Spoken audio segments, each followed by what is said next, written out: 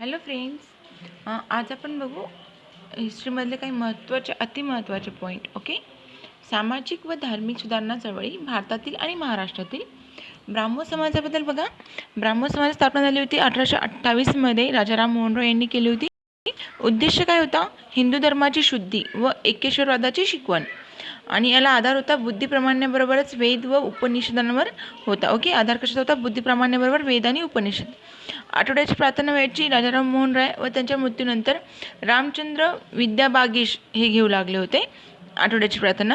1833मध्ये रॉयचा Bristol येथे मृत्यू झाला होता. आणि त्यानंतर ब्राह्मो समाजामध्ये 1842मध्ये देवेंद्रनाथ टागोर आणि 1858मध्ये केशवचंद्र सेन यांनी प्रवेश केला होता. कधी? 1858मध्ये केशवचंद्र सेन आणि 1842 म्हणलं तर देवेंद्रनाथ टागोर. ब्राह्मो समाजामध्ये पहिली फूट पडली होती 1865 ते 66 या कार्यकाळामध्ये. ओके. आता बघा, ब्राह्मो समाजामध्ये पहिली फूट पडली 1865. त्यामध्ये दोन गट निर्माण झाले होते. एक होता ब्राह्मो समाज ऑफ इंडिया आणि एक होता आदि ब्राह्मो समाज. ओके. ब्राह्मो समाज ऑफ इंडिया आणि आदि ब्राह्मो समाज. केशवचंद्र सेन यांनी 1866मध्ये नवीन ब्राह्मो समाज ऑफ इंडिया स्थापन केला होता, केशवचंद्र सेन यांनी.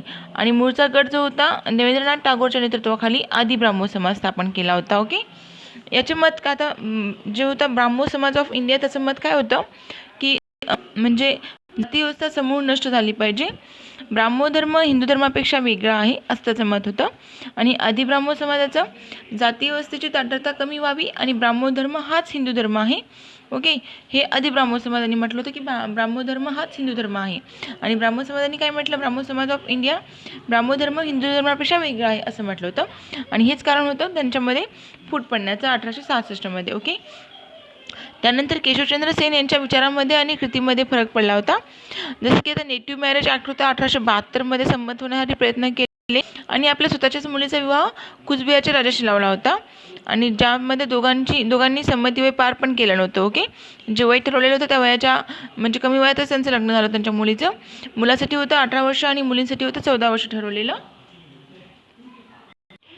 त्यामुळे आदि ब्राह्मो म्हणजे ब्राह्मो समाज ऑफ इंडियामध्ये ब्राह्मो समाज ऑफ इंडिया होतं केशवचंद्र सेन यांचा. तर त्यामुळे दुसऱ्यांदा फूट पडली होती ब्राह्मो समाज ऑफ इंडियामध्ये 1878मध्ये. कारण काय होतं? कारण केशवचंद्र सेन यांनी स्वतःच्या मुलीचाच विवाह ते पण कमी वयामध्ये असतानाच कुचबिहारच्या राजासोबत लावून दिला होता. ओके. आणि त्यावेळेला संमती वय किती होतं? मुलीसाठी होतं 14 वर्ष आणि मुलांसाठी होतं 18 वर्ष. आता दुसऱ्यांदा जेव्हा फूट पडली होती तेव्हा ब्राह्मो समाज ऑफ इंडियाचे दोन गट पडले, साधारण ब्राह्मो समाज आणि ब्राह्मो समाज ऑफ इंडिया एक गट. ओके. जो की केशवचंद्र सेन यांचा होता ब्राह्मो समाज ऑफ इंडिया. आणि साधारण ब्राह्मो समाजाचे कोण होते? यामध्ये होते आनंद मोहन बोस आणि शिवनाथ शास्त्री, हे दोघंजण होते. अशा प्रकारे दोन गट निर्माण झाले होते. संस्थापक सदस्य कोण कोण होते? राजाराम मोहन रॉय, चंद्रशेखर देव, राधाप्रसाद, मधुनाथ मल्लिक, कालीनाथ रॉय, द्वारकानाथ टागोर. आणि मुखपत्र काय होते याचं? संवाद कौमुदी होतं. ओके. संवाद कौमुदी. आणि सेक्रेटरी होते सचिव तालाचंद चक्रवर्ती. ब्राह्मो समाजाची घटना देवेंद्रनाथ टागोरांनी लिहिली होती. ब्राह्मो समाजाचं कार्य म्हणजे अंधश्रद्धेवर प्रहार करणे, अनिष्ट प्रथेविरुद्ध प्रबोधन चळवळ करणे, बहुपत्नीत्व, सतीप्रथा, बालविवाह, पडदा पद्धत याबद्दल विरोध करणे. ओके. हे त्यांचं कार्य होतं. आता राजाराम मोहन रॉयबद्दल माहिती पाहूया आपण. 1772 ते 1833 पर्यंत कार्यकाळ आहे त्यांचा. राजाराम मोहन रॉय यांचा जन्म कधी झाला होता? 22 मे 1772मध्ये राधानगरी, पश्चिम बंगालमधले राजाराम मोहन रॉय. ओके. त्यांचं मूळ आडनाव काय होतं? बॅनर्जी होतं. राजाराम मोहन रॉयचं मूळ आडनाव बॅनर्जी. पण ब्रिटिश सरकारने त्यांच्या आजोबांना रॉय हे किताब दिला होता, त्यामुळे त्यांना रॉय म्हणून म्हणत होते. भारतीय प्रबोधनाचे अग्रदूत, आधुनिक भारताचे जनक, भारतीय पुनरुज्जीवनवादाचे जनक. 1803-05मध्ये बघा मुन्शी होते. अकबर सेकंड यांनी त्यांना राजा ही पदवी देऊन इंग्लंडला पाठवलं होतं. राजा पदवी कोणी दिली होती? राजाराम मोहन रॉयना अकबर दुसऱ्यांनी दिली होती. अवगत भाषा कोणत्या कोणत्या होत्या यांना?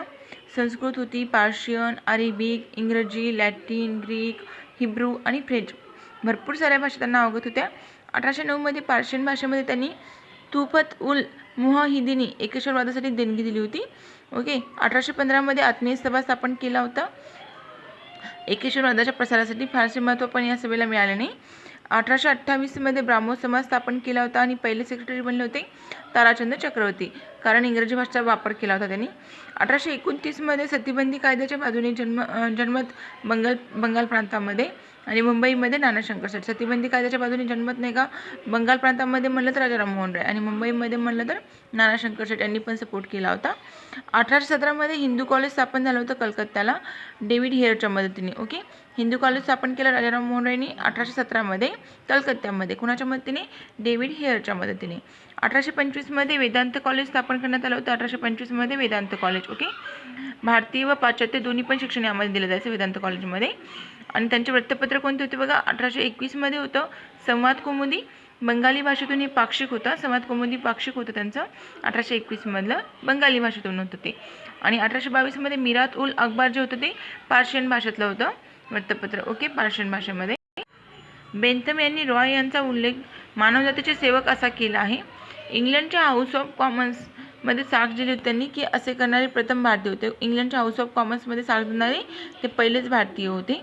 1827 ब्रिटिश इंडिया युनिटेरियन असोसिएशनची स्थापना केली होती. डॉक्टर शिरीष कुमार मित्रा यांनी फर्स्ट व्हाईस ऑफ फ्रीडम असा ब्राह्मो समाजाचा गौरव केला होता. ओके, शिशिर कुमार मित्रा होतं त्याचं नाव. त्यांनी फर्स्ट व्हाईस ऑफ फ्रीडम असं म्हटलं होतं ब्राह्मो समाजाला.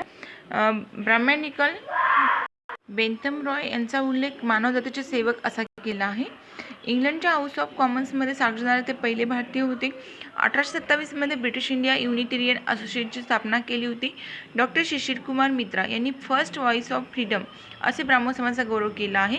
कोणी? शिशिर कुमार मित्रा यांनी. ब्राह्मणिकल मॅगझिन हे मासिक ब्राह्मो समाजाच्या तत्वाचा प्रसार करण्यासाठी होतं. Brahminical magazine. वज्रसूची संस्कृत ग्रंथाचं इंग्रजीमध्ये भाषांतर केलं होतं वज्रसूचीचं. आता परमहंस सभा कधीची? 1848 कुणी स्थापन केली होती?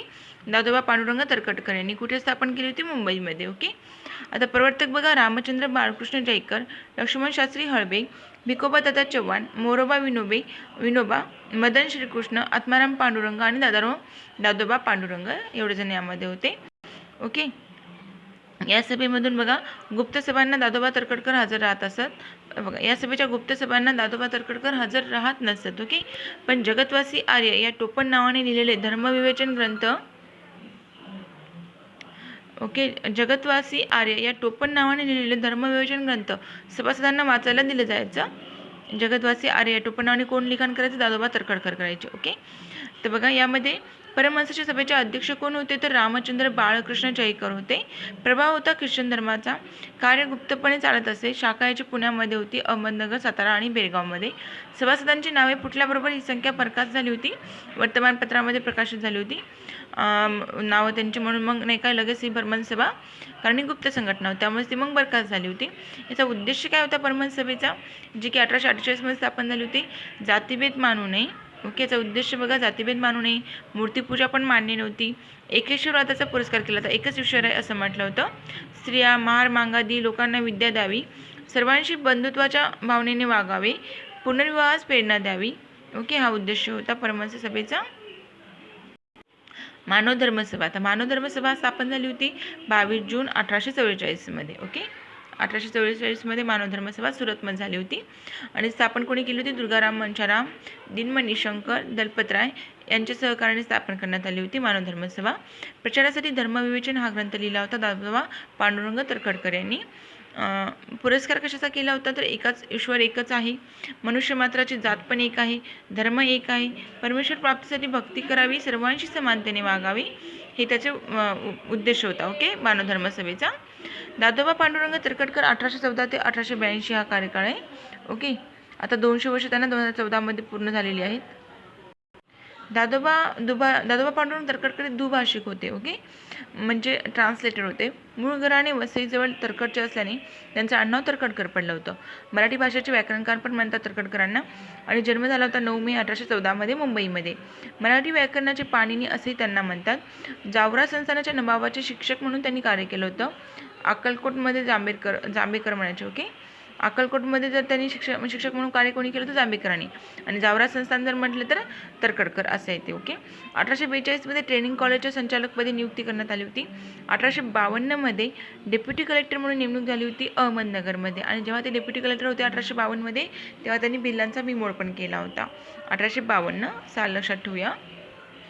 1852 दादोबा पांडुरंगाच्या कार्याची पोच म्हणून सरकारने त्यांना राव बहादूर ही पदवी दिली होती. अहमदनगर येथील बिल्लांचा उठाव त्यांनी मोडून काढला होता.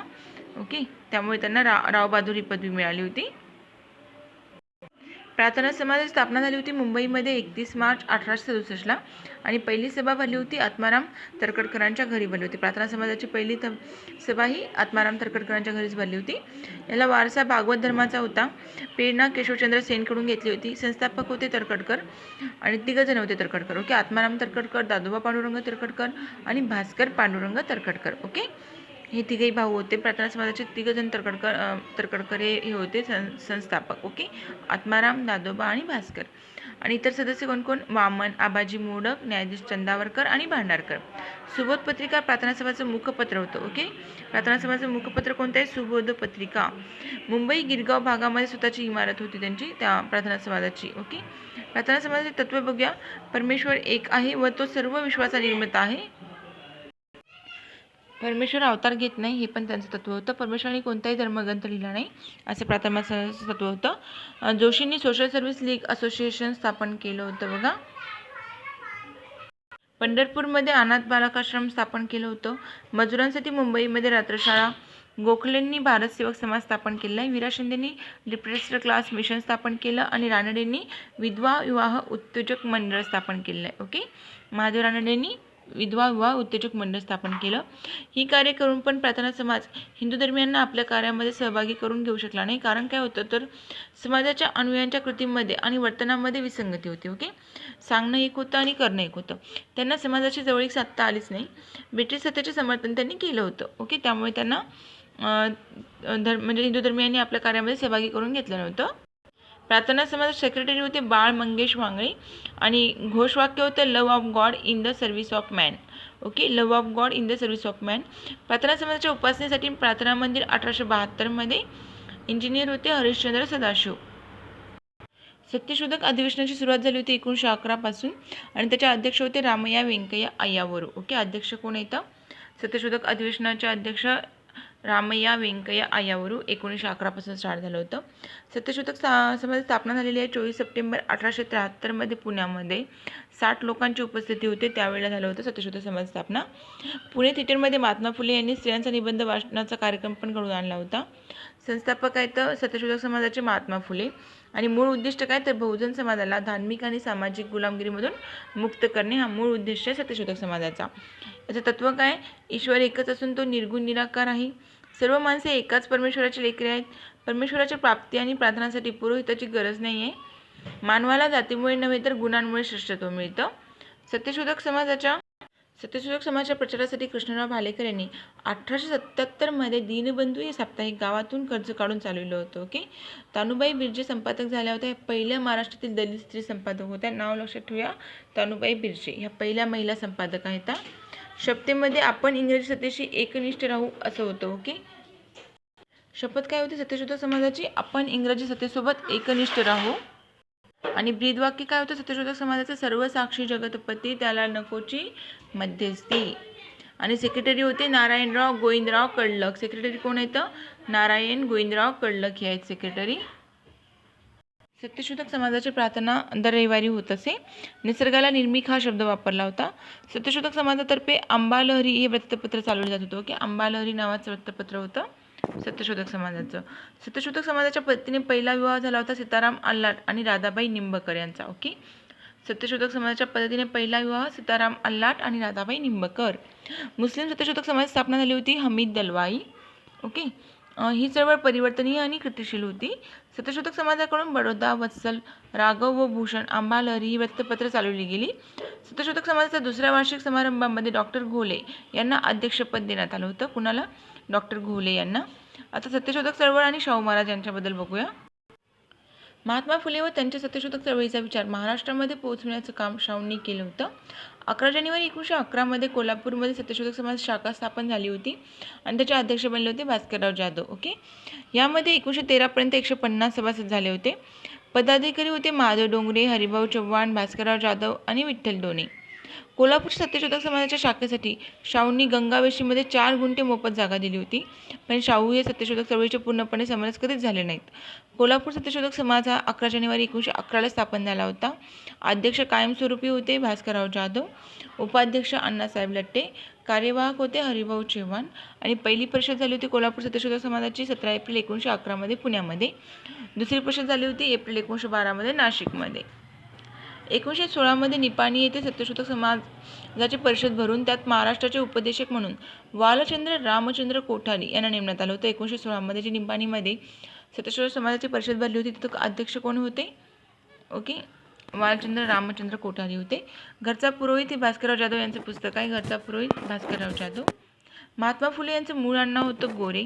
जन्म झाला होता 11 एप्रिल 1827ला धनकवाडी पुण्यामध्येच. मूळ गाव कटगुण होतं, खटाव जिल्हा साताऱ्यामधलं. फॅमिली त्यांची माळी समाजाची होती. ओके, शरीबा हे त्यांचे आजोबा होते, शरीबा गोरे.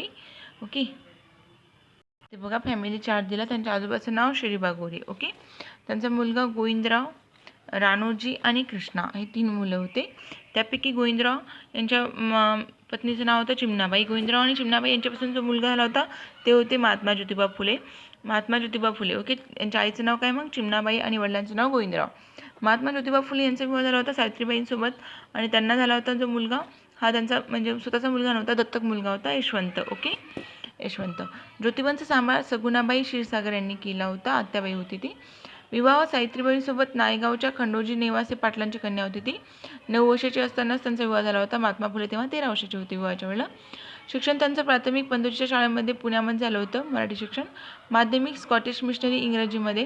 गोविंदरावच्या सल्ल्याने उर्दू शिक्षक गफार बेग मुन्शी हे होते. ख्रिस्ती धर्मोपदेशक मिस्टर लिजिट साहेब होते. ओके, त्यांनी खरी म्हणजे ज्योतिबांच्या शिक्षणाचा आरंभ केला होता. कोणी तर ख्रिस्ती धर्मोपदेशक होते जे मिस्टर लिजिट. ओके, त्यांनी त्यांच्यातील गुण ओळखले आणि त्यांना शिक्षणासाठी म्हणजे उत्साहित केलं होतं. प्रभाव यांच्यावर ज्योतिबा फुलेंवर थॉमस पेनचा होता. थॉमस पेन यांचा राईट्स ऑफ पेन हे जे बुक होतं त्याचा होता प्रभाव. ओके, प्रेरणा यांना अन्यायाविरुद्ध लढण्याची मार्टिन लुथर, संत तुकाराम आणि शिवाजी महाराजांकडून घेतली होती त्यांनी. नेमबाजी आणि दांडपट्टा लहुजीबुवा मांग साळवे यांच्याकडून त्यांनी शिकला होता, नेमबाजी आणि दांडपट्टा. इंग्रजी सत्ता उलटून टाकण्यासाठी ते शिकत होते, पण पुन्हा त्यांच्या लक्षामध्ये आलं की यामुळे काही होणार नाही आहे, शिक्षणामध्येच आपण प्रगती केली सर्वांची तर आपला देश सुधरू शकेल. ओके, मुलींची पहिली शाळा काढली त्यावेळेस सहकारी कोण कोण होतं? सदाशिवराव बल्लाळ गोवंडे, सखाराम यशवंत परांजपे, केशव शिवराम भवाळकर. गोवंडे, परांजपे आणि भवाळकर. 3 जुलै 1848 मध्ये बुधवार पेठेमध्ये पहिली शाळा काढली होती. आर्थिक सहाय्याअभावी बंद पडली पहिली शाळा 3 जुलै 1851 मध्ये महात्मा फुलेंनी मोर विठ्ठल वाळवेकर यांच्या मदतीने पुन्हा सुरू केली होती. ज्योतिबा फुले यांनी शाळेच्या कार्याला व्यवस्थित रूप यावं म्हणून एक कार्यकारी समिती स्थापन केली. त्यामध्ये अण्णा सहस्रबुद्धे, बापूरावजी मांडे, विष्णू भिडे, कृष्णशास्त्री चिपळूणकर, विष्णुशास्त्री पंडित यांचा पण समावेश होता. स्त्री शिक्षणाची प्रेरणा त्यांना मावस बहीण सगुणाबाई क्षीरसागर यांच्याकडून मिळाली होती. ओके, स्त्री शिक्षणाची प्रेरणा कोणाकडून मिळाली? सगुणाबाई क्षीरसागर यांच्याकडून, मावस बहीण होती ती. दुसरी शाळा त्यांनी रास्तपेठेमध्ये 17 सप्टेंबर 1851 मध्ये पुण्यामध्येच काढली होती. तिसरी शाळा वेताळपेठेमध्ये होती 15 मार्च 1852ला. ओके, 48, 51 आणि 52. फतिमा शेख या पहिल्या मुस्लिम शिक्षिका आणि सावित्रीबाईच्या मैत्रिणी पण होत्या. अस्पृश्य व स्त्री शिक्षणासाठी ब्रिटिशांनी दक्षिण प्राईज फंडाद्वारे मदत केली होती. 10 सप्टेंबर 1853 मध्ये महार, मांग आदी लोकांना विद्या शिकवण्यासाठी मंडळी या नावाची संस्था स्थापन केली होती. 1855 मध्ये तृतीय रत्न नाटक हे मराठीतलं पहिलं सामाजिक नाटक होतं. 1858 मध्ये अनाथ बालिकाश्रम स्थापन केलं होतं. 1863 मध्ये बाल हत्या प्रतिबंधक गृहाची स्थापना केली होती. पुण्यामध्ये राहत्या घरीच केली होती. ओके, भारतातलं पहिलं बाल हत्या प्रतिबंधक गृह होतं पुण्यामधलं त्यांचा 1863 मध्ये. पुण्यामध्ये गोखले बागेमध्ये पहिला पुनर्विवाह घडून आणला होता. 1868 मध्ये स्वतःचा पाण्याचा हौद अस्पृश्यांसाठी खुला केला होता. 1869 मध्ये शिवाजी महाराजांवर 908 ओळींचा पोवाडा रचला होता त्यांनी आणि त्यामध्ये त्यांनी स्वतःला कुळवाडी भूषण असं म्हटलं होतं. 1869 मध्ये. 23 सप्टेंबर 1873 मध्ये सत्यशोधक समाजाची स्थापना करण्यात आली होती. खतफोडीचे बंड सावकारांविरुद्ध होतं. ओके, खतफोडीचं बंड कोणाविरुद्ध होतं? सावकारांविरुद्ध. ज्योतिबांच्या नेतृत्वाखाली अहमदनगर आणि पुण्यामध्ये झालं होतं. खतफोडीचं बंड अहमदनगर, पुणे सावकारांविरुद्ध होतं. 1882 मध्ये नगर परिषदेचे सदस्य झाले होते. 1882 मध्येच त्यांनी हंटर कमिशनसोबत साक्ष दिली होती. त्यामध्ये त्यांनी काय सांगितलं होतं? स्त्री शिक्षणाचा आणि प्राथमिक शिक्षणाचा आग्रह धरला होता. 1888मध्ये महात्मा ही पदवी मूळ मुंबई कोळीवाडा येथे देण्यात आली होती. INC राष्ट्रीय काँग्रेस विरोध दर्शविला होता. 28 नोव्हेंबर 1890मध्ये त्यांचा मृत्यू झाला होता. त्यांचे कोणते कोणते ग्रंथ आहेत? तृतीय रत्न 1855मध्ये पुण्यामध्ये लिहिला होता. पवाडा शिवाजी महाराजवरील 1869 मुंबईमध्ये. ब्राह्मणांचे कसब 1869मध्येच मुंबईमध्ये. गुलामगिरी 1873. शेतकऱ्यांचा असूड 1883मध्ये. इशारा 1885ला. सत्सार 1 1885. सत्सार 2 1885. अस्पृश्यांची कैफियत 1887 आणि सार्वजनिक सत्यधर्म 1889मध्ये. आर्य समाजाची स्थापना झाली बघा, स्वामी दयानंद सरस्वती यांनी केली होती. जन्म यांचा 20 सप्टेंबर 1824मध्ये गुजरातमध्ये मोरबी संस्थानामधील टंकारा या गावी झाला होता स्वामी दयानंद सरस्वतीचा. आणि यांचं मूळ नाव काय तर मूळ शंकर करसनदास तिवारी. स्वामी दयानंद सरस्वती यांचं मूळ नाव काय? मूळ शंकर करसनदास तिवारी. आर्य समाज स्थापना केली 1875मध्ये मुंबईमध्ये. स्थापना महाराष्ट्रामध्ये झाली तेव्हा उत्तर भारतामध्ये या समाजाचं कार्य फार मोठं होतं. प्रार्थना समाजातील कार्यकर्त्यांनी स्वामींना पुण्यामध्ये बोलवलं आणि त्यांच्या प्रवचनाने लोक प्रभावित झाले होते. मूर्तीपूजा करू नका, जातीभेद मानू नका, वेदांचा अध्ययन करण्याचा अधिकार सर्वांनाच आहे. पुण्यातील सनातनी विरोध झाला होता. सनातनींनी विरोध पण केला होता. ओके. परिणामी त्यांनी महाराष्ट्राच्या बाहेर लाहोर येथे आर्य समाजाची शाखा सुरू केली आणि पुढेच याच काळामध्ये त्यांचं केंद्र राहिलं होतं. तिथंच दक्षिण महाराष्ट्रामध्ये आर्य समाजाचा प्रसार कोल्हापूरमध्ये करण्यात आला होता. वैदिक धर्मातील चातुर्वर्ण्य जन्मावर आधारित नसून गुणांवर आधारित आहे असं म्हटलं होतं त्यांनी. आर्य समाज तत्वे काय काय होती बघा? परमेश्वर दयाळू, सर्वसाक्षी, अनादि अनंत निराकार आहे. तो सर्व विश्वाचा निर्माता आहे. परमेश्वर सत्यज्ञानाचे मूळ आहे. आदि व अंतही परमेश्वरच आहे. वेद हे ईश्वराने निर्मित आहेत. वेद हे सर्व ज्ञानाचे भांडार आहेत. वेद ईश्वरप्रणीत असल्यामुळे वेदांचे अध्ययन करणे, त्यातील ज्ञानाचा प्रसार करणे हे प्रत्येक आर्याचं परम आणि पवित्र कर्तव्य आहे. प्रत्येकाने असत्याचा त्याग आणि सत्याचा स्वीकार करावा. प्रत्येक व्यक्तीने चांगल्या वाईटाचा विचार करावा आणि सद्गुणांचे संगोपन आणि संवर्धन करावं. याचा मूळ उद्देश होता मानवजातीची भौतिक, आध्यात्मिक, सामाजिक उन्नती करून मानवाचे कल्याण साधणे हाच आर्य धर्माचा मूळ उद्देश होता. आता याचं कार्य बघूया. आर्य समाजाने हिंदू धर्मातून परधर्मात गेलेल्या शुद्ध करून परत स्वधर्मामध्ये घेण्याचं कार्य पण केलेलं आहे. दयानंद अँग्लो वैदिक स्कूलची स्थापना, शिक्षण हिंदी भाषेतून देण्यात आलं होतं इथे. धार्मिक शिक्षण गुरुकुलाच्या माध्यमातून आणि स्त्री शिक्षणाचं कार्य अनाथ व विधवांच्यासाठी आश्रमाची सोय केली होती. मुंबई, सोलापूर, कोल्हापूर येथे उच्च शिक्षणासाठी महाविद्यालय स्थापन केली होती. स्वामी दयानंद सरस्वती यांचं मूळ नाव मूळशंकर. ओके. यांचे शिष्य होते स्वामी श्रद्धानंद. यांनी काय केलं होतं? महात्मा मुंशीराम, म्हणजे श्रद्धानंदच म्हणजे त्यांचं नाव काय? महात्मा मुंशीराम यांनी नाही का जामा मशिदीमध्ये भाषण आणि प्रार्थना केली होती. असं करणार ते एकमेव हिंदू व्यक्ती होते. ओके. स्वामी दयानंद सरस्वतीचं मूळ नाव मूळशंकर करसनदास तिवारी कळलं. जन्म 1824मध्ये काठियागड गुजरातमध्ये झाला होता. मोरबी संस्थानामध्ये टंकारा या गावी. स्वामी पूर्णानंद यांनी दयानंद हे नाव ठेवलं होतं. 10 एप्रिल 1875मध्ये मुंबई या ठिकाणी दयानंदांनी आर्य समाज स्थापना केली. पण 1877ला मुख्यालय लाहोर या ठिकाणी नेलं होतं आणि मग तिथूनच कार्य चालू लागलं होतं. नारा त्यांनी काय दिला होता? वेदाकडे परत चला. शुद्धीकरण मोहीम आर्य समाजाने राबवली होती. हिंदू धर्मामध्ये परत घेणे. दयानंदांनी 77 प्रकाश हा ग्रंथ 1875मध्ये अलाहाबादमध्ये लिहिला होता. ऋग्वेद आणि यजुर्वेद हिंदी भाषेमध्ये भाषांतर केलं होतं. 1882मध्ये गो संरक्षण चळवळ चालवली होती. गो संरक्षण चळवळ कोणाची? मग स्वामी दयानंद सरस्वती. याच्यामध्ये साहित्य बघा, सत्यार्थ प्रकाश, वेदभाष्य, ऋग्वेदी भाष्य, भूमिका, संस्कार निधी हे त्यांचे साहित्य आहे. 1883मध्ये विष प्रयोगाने त्यांचा मृत्यू झाला होता. महाराष्ट्रामध्ये आर्य समाज तत्वाचा प्रसार त्यांनी लोकहितवादी आणि रानडे यांनी केला होता. स्वामी दयानंदांनी पुण्यामध्ये फुल्यांनी 1875मध्ये हत्तीवरून मिरवणूक काढली होती. पाश्चात्य शिक्षण आणि संस्कृतीच्या अभ्यासासाठी दयानंदांनी इंडियन अकादमी संस्था स्थापन केली आहे. थिओसॉफिकल सोसायटीबद्दल पाहू आपण आता. याची स्थापना झाली होती न्यूयॉर्कमध्ये. थिओसॉफिकल सोसायटी कुठे होती? न्यूयॉर्कमध्ये. HP ब्लावस्की रशियन लेडी होती आणि HS ऑलकॉट अमेरिकन मॅन होता. या दोघांनी मिळून केली होती न्यूयॉर्कमध्ये. याच्या स्थापनेचं कारण काय होतं तर माणसाचे वैश्विक बंधुत्व निर्माण करणे, प्राचीन धर्म व तत्त्वज्ञानाच्या अभ्यासाला प्रोत्साहन देणे, गूढवाद आणि अगम्यवाद, जीवन व द्रव्याच्या गूढ किंवा अगम्य शब्दांचे व्यवस्थित अन्वेषण करणे. 1879मध्ये भारतात आले होते स्वामी दयानंद सरस्वती. कधी? 1879मध्ये. स्वामी दयानंद सरस्वती नव्हते, त्यांच्या निमंत्रणावरून नाही का HP ब्लावस्की आणि HS ऑलकॉट आले होते. 1879मध्ये भारतात आले 1881मध्ये अड्यार म्हणजेच मद्रासजवळ येते अड्यार तिथं मुख्यालय स्थापन केलं. आज हे आंतरराष्ट्रीय कार्यालय म्हणून काम करतं. 1893मध्ये ॲनी बेझंट या भारतामध्ये आल्या होत्या 1893मध्ये. तेव्हापासून या सोसायटीचा विकास झाला होता. 1889मध्ये सोसायटीमध्ये त्यांनी प्रवेश केला होता. 1907मध्ये त्या ऑलकॉटच्या मृत्यूनंतर सोसायटीच्या अध्यक्षा पण बनल्या होत्या. ओके, ऑलकॉटच्या मृत्यूनंतर ॲनी बेझंट अध्यक्षा बनल्या होत्या. नंतर यांनी हिंदू धर्माच्या पुनरुज्जीवनावर लक्ष दिलं. यासाठी हिंदू धार्मिक शिक्षण देण्यासाठी वाराणसी सेंट्रल हिंदू स्कूलची स्थापना केली. मदन मोहन मालवीय यांनी यांचे रूपांतर हिंदू विश्वविद्यालय असं केलं होतं. आता मुस्लिम धर्माअंतर्गत बघूया. वहाबी चळवळ बाबत बघू. ओके,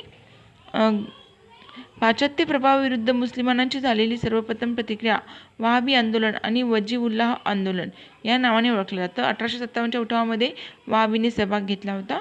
मुख्यालय आहे सिताना. ओके, वहाबी चळवळीचं मुख्यालय सिताना. हेतू काय होता? भारतासारख्या काफिरांच्या देशाला इस्लाम देश बनवणे. सुरुवातीला हे आंदोलन पंजाबमध्ये शीख शासनाविरुद्ध चाललं होतं. पण 1849मध्ये पंजाब ब्रिटिश साम्राज्यामध्ये विलीन झाल्यानंतर इंग्रजांविरुद्ध पण वळण घेतलं होतं. ब्रिटिशांनी या चळवळीविरुद्ध दडपशाहीची मोहीम राबवली. पण त्यांना विरोध करताना वहाबी यांनी कलकत्त्याच्या मुख्य न्यायाधीशाच्या पायऱ्यावरच हत्या करून टाकली न्यायाधीशाची. लॉर्ड मेयोची अंदमानची पाहणी करायला गेल्यावर एका पठाणाने हत्या केली होती. ओके, आता इतर मुस्लिम चळवळ बघूत कोणत्या. फरियादी चळवळ होती 1864मध्ये बंगालमध्ये. फरियादी चळवळ 1864. संस्थापक होते हाजी शरीयतुल्ला उर्फ दांडू मियाँ. उद्देश होता की धार्मिक शुद्धी आणि बंगाली मुस्लिमातील अनिष्ट प्रथा नष्ट करण्यासाठी. ब्रिटिश भारताला शत्रुदेश मानत होते. तायनू चळवळ जी झाली होती ती ढाकामध्ये झाली होती. तायनू चळवळ ढाकामध्ये मौलाना करामत अली हे होते त्याचे नेतृत्व करणारे. वहाबी चळवळीतून उत्पन्न झाली होती तायनू चळवळ. फरियादी चळवळीला विरोध करणारी तायनू चळवळीची स्थापना करण्यात आली होती. ब्रिटिश भारताला शांत प्रदेश मानत होते फरियादीच्या विरुद्ध. आता देवबंद स्कूल काय बघू आपण. देवबंद चळवळ अनुयायांच्या शील व चरित्रावर भर दिला होता. नेतृत्व कोणी केलं होतं देवबंद स्कूल किंवा देवबंद चळवळीचं? रशीद अहमद गंगोही आणि मोहम्मद कासिम ननत्वी. देवबंद चळवळ.